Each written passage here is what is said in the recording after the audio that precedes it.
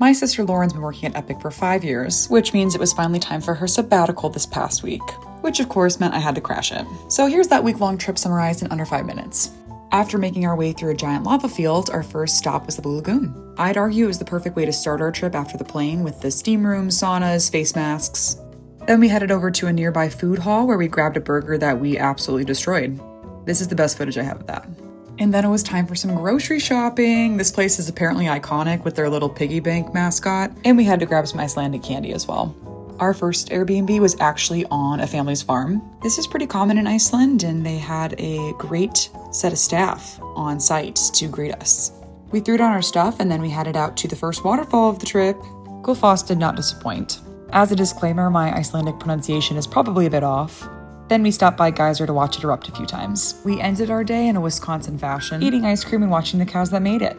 On day 2, we left the Airbnb and headed over to the American School Bus Cafe.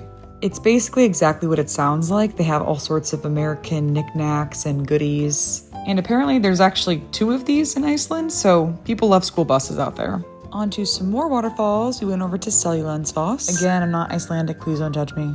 This one is unique in that you can actually walk behind the waterfall, which was super cool. And I made great use of the rain pants that I bought before this trip.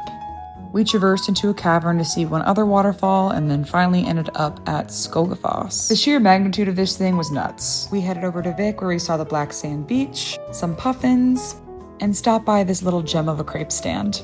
10 out of 10 rating. These were incredible. Our next Airbnb was part of this weird little commune where all the houses look the same. It was kind of like they just took a hotel room and relocated it to a field. We finished our day at this breathtaking canyon where there were very little tourists and we kind of just got to soak it up for ourselves. It was a busy day, so we decided to head back early to get ready for the next day's long drive, which looked like this. Very apocalyptic. Luckily, we made it to our next hike. It was a bit of a foggy day, so we didn't get to see everything we wanted to, but it was still really fun to kind of get up there in the morning. Soon after, we headed out to the Glacier Lagoon. There were about 8 of us on the Zodiac boat where we saw all sorts of seals and chunks of ice in the water, all of which that were coming from this giant glacier. Glaciers in Iceland actually cover up to 10% of the country's landmass, which is nuts to learn about. To finish off the day, we headed to Diamond Beach, which is aptly named as the ice washes up on the shore to look like diamonds. And then it was another night, another Airbnb. Here, the host served breakfast for all the guests. We got to eat with folks from all over Europe. Then it was time for more road tripping. We stopped a lot along the trip, but this was definitely our longest drive. It took us about 5 hours total for us to get back from the east side of the island to the west. Luckily, our favorite Airbnb of the trip was at the end of that long day of driving. It was on yet another family's farm with all sorts of sheep and their little babies, and this one that really wanted to scratch its butt on our rental car. The next day, we explored the peninsula, which is often called a mini Iceland. I also finally came face to face with an Icelandic pony. They actually have their own unique trot. Then it was back to another waterfall and another black sand beach.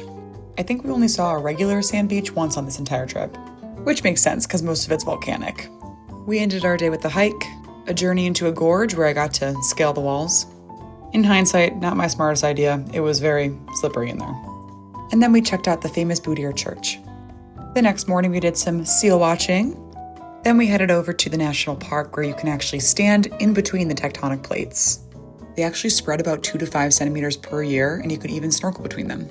The last house we stayed in my opinion, was the absolute cutest. They had knickknacks from travelers all over the world. Which leads us to the last part of the trip, Reykjavik.